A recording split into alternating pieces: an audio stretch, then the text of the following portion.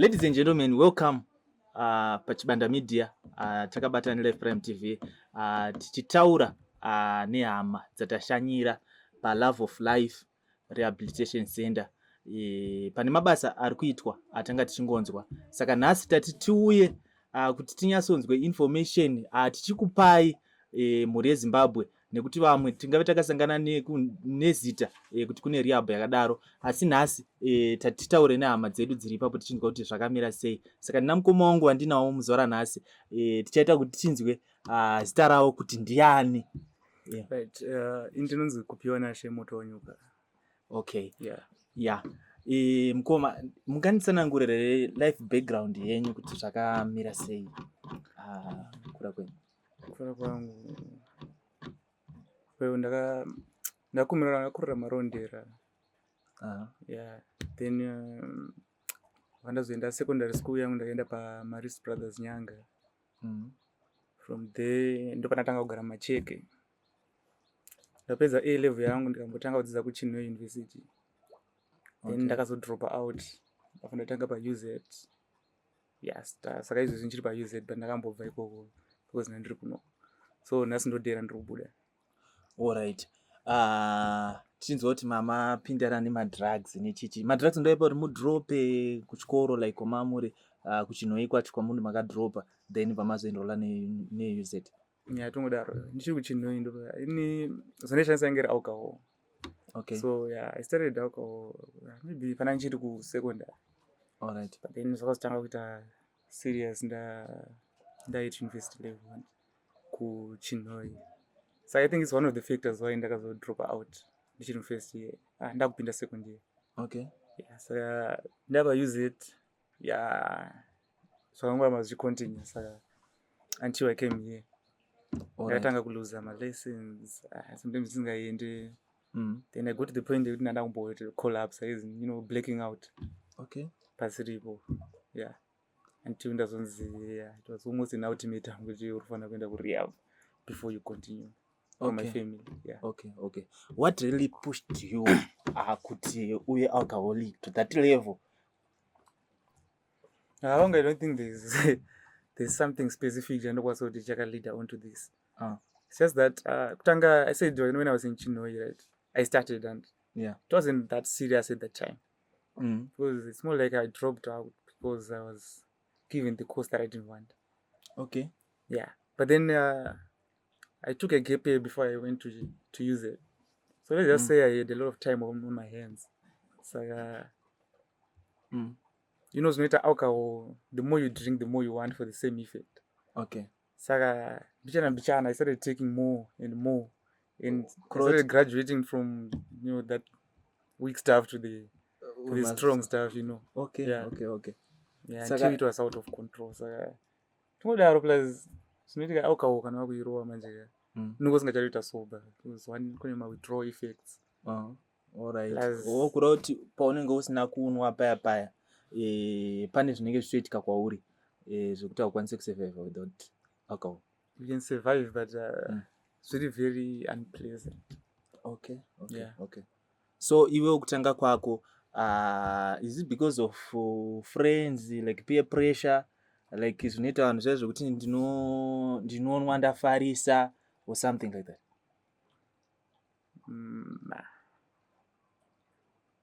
Yeah, but friends, obviously that age ndakatanga vanhu vanenge vanofara and stuff but I can't really say kuti ndaipushwa nevamwe yayo maybe pasina kana kuti somboni my friends ndanichangotanga futi kumbozvitry and stuff amitezoguma takunokera but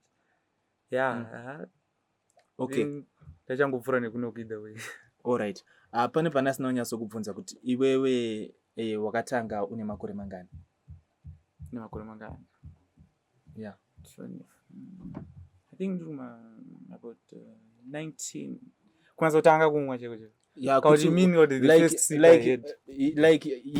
something like that. First sip, because you are saying kuti wa graduate from mawika. I mean, ndingatsanangura ichichi uchienda ma strong stuffs. Kura kuti iri ranga sina effect kwauri yaunonyatsonzwa kuti izvo zvindakarowa. Wangu izvo.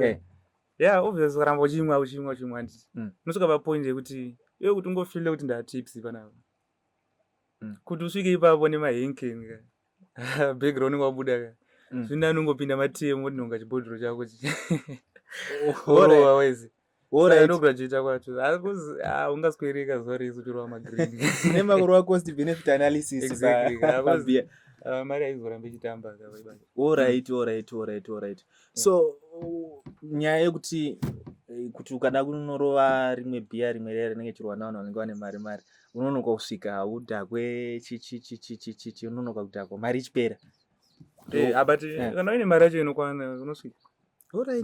Alright. Okay, so uchiuya panapa ndezvipi zvinhu zvaungati zvawakaona zvakachinja upenyu hwako kana zvakachinja maonero ako awaita zvinhu? Panikuya panapa say andi papoint yekuti even vanhu vakati siya doro kana anengoti achi it's because you usambomborimwa kana something like that. So ndaiona unge like ndaisaona way yekuti chatorarama chisina doro, you understand? Okay. So kuti pazoita ronza ayo uruzodai so nekuti umwa doro usiya kana ndatongofunga kuti aiwa ndingatoita sei ndingatodzidzire kuri control kana kuti ndingadzidzire kuti ndorimwa apo neapo kana okay. But then ndazosvika panapa ndaona kuti it's possible is it's possible kutorisiya zvotodaro because after wagara yakatime senge kana mbogara kana you don't even feel my ages kana kuti my age yekuti you're being aged kuti going to your body is aging you kuti you have to take some alcohol. Okay. Yeah, I even got to the point panandiri out kuti for my body to just function normally I had to be tipsy or something. Okay. Yeah. Okay. So the moment you're not tipsy, the moment alcohol is leaving your body, you're like almost getting sober. That's when panozoyama withdrawal effects. You'll be feeling very low. Okay. Feeling low. Alright. Unogona kutsanangura kuti withdrawal effect ndeipi chaiyo? Withdrawal effects akawandisa. But anodepend nekuti waimwa zvakawanda sei nekakawanda sei. You understand? Saka ndanguti rangu ari serious. Serious acho pano include tremors, kusheka. Okay. Then kusheka kuti unotadza kutonyora kana alright kana kumwa mvura. Then kune insomnia futi, kutadza kurara. Unotadza kurara, like unoita sleep disorder iri serious. Paunongochida kurara panenge ari masikati, manheru ausida kurara, something like that. But okay. I know kuti unongosingarari. Then unokwanisa kuita very irritable, kana usinotomwa kana munhu andokumuzotsamwa zvekutodaro. Okay. Okay. Nokuti unongosi kutombonakidzwa neanything.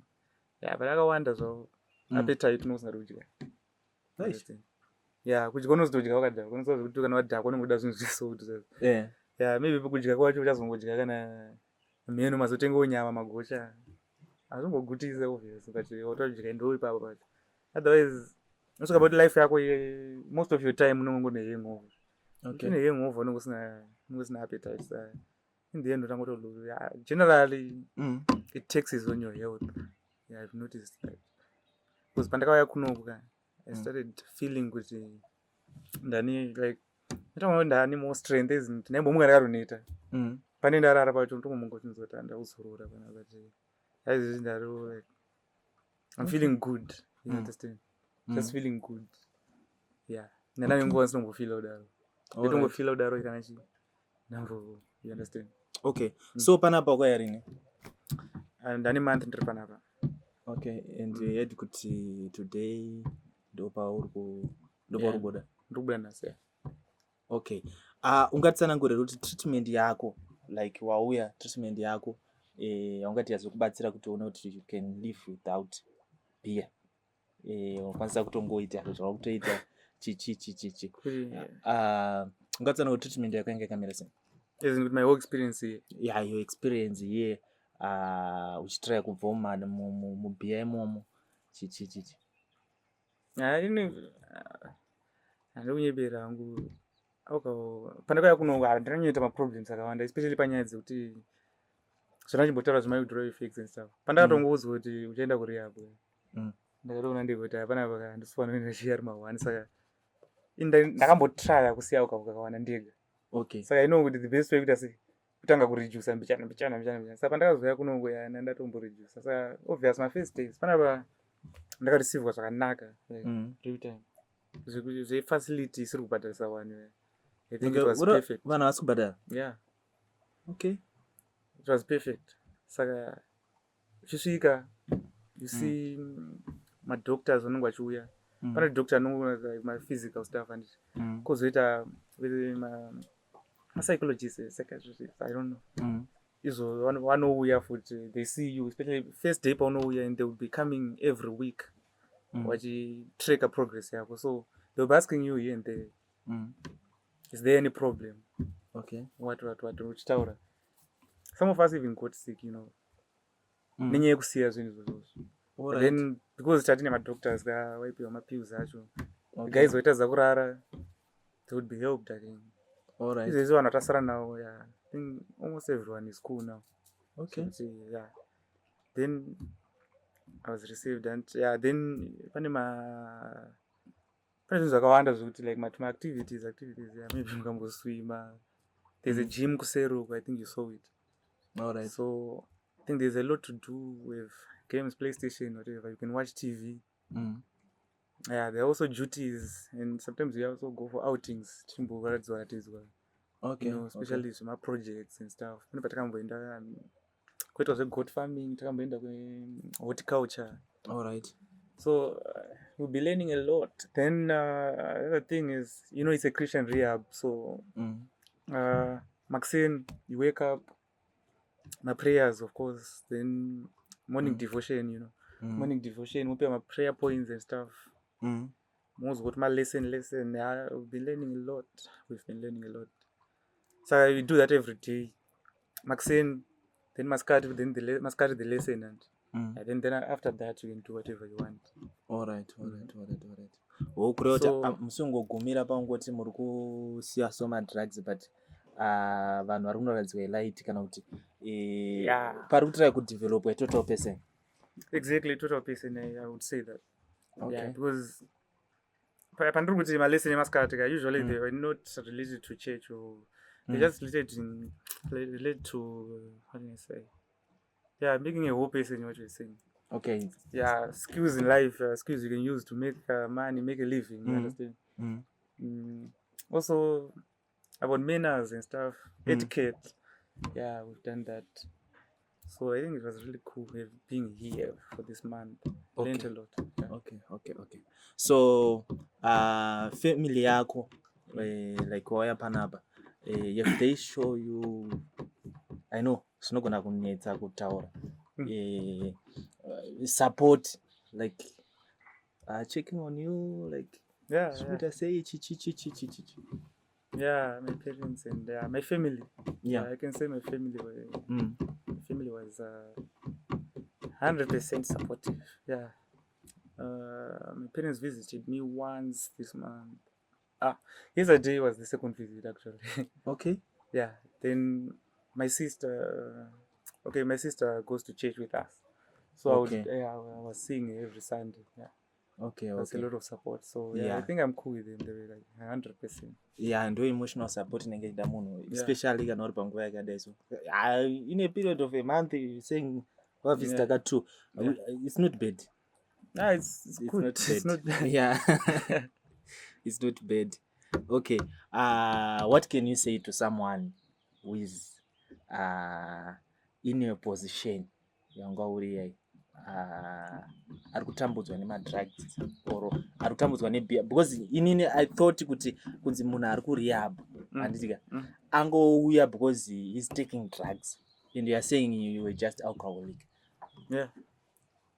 So what can you say to someone who is in your position? My position? Yeah. I think rehab is a good thing. You know, vanhu vakawanda vanonyara nekuti anzi unazoenda kurehab. And like you were saying, people don't think alcoholism is a serious thing. Yeah. When it is, it is actually very common. You can't even compare it to the other things. There are many alcoholics, and alcohol is destroying many lives as I speak. Okay. So if you're out there and you're an alcoholic, I know it's hard to accept that you're an alcoholic. You know. Okay. First you'll be just saying, I just I just drink too much today. That's why I did this and that. I just did this and that. You'll be giving excuses every time. But then I think you just have to accept it and get help.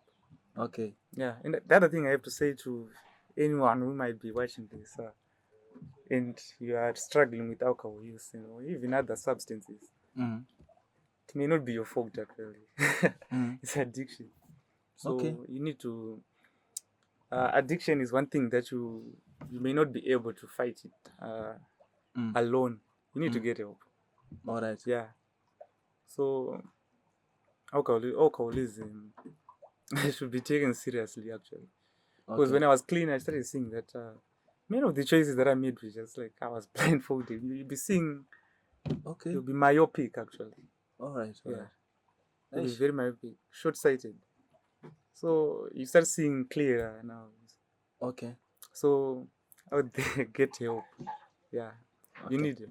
Okay. Yeah. Thank you. Right. Ndazwa kuchitaura kuti uri kuuniversity. So A-level ngokabuda sei? A-level ndaita MPC nani 12 points. 12 points. Yeah. Apa chikoro maitojeka makutopinda mamatomubhiera. Aiwa ndazotodzikira A-level. I think inga nyaya yekunakirwa. All right. Yeah. All right. But kuuniversity zvanga chiri kubuda kana kuti zvakutonetsa mama kutokanganwa ma-assignments. Andocheka zvakadaro. Seriously, only more serious note, yeah. So atanga kuaffecta mbichana,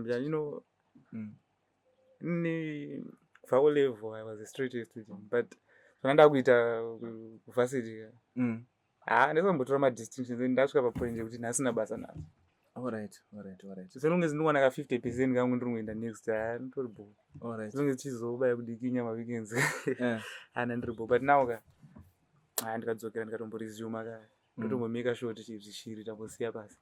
Tombotsogawo ma-distinction. Yeah, you have to change.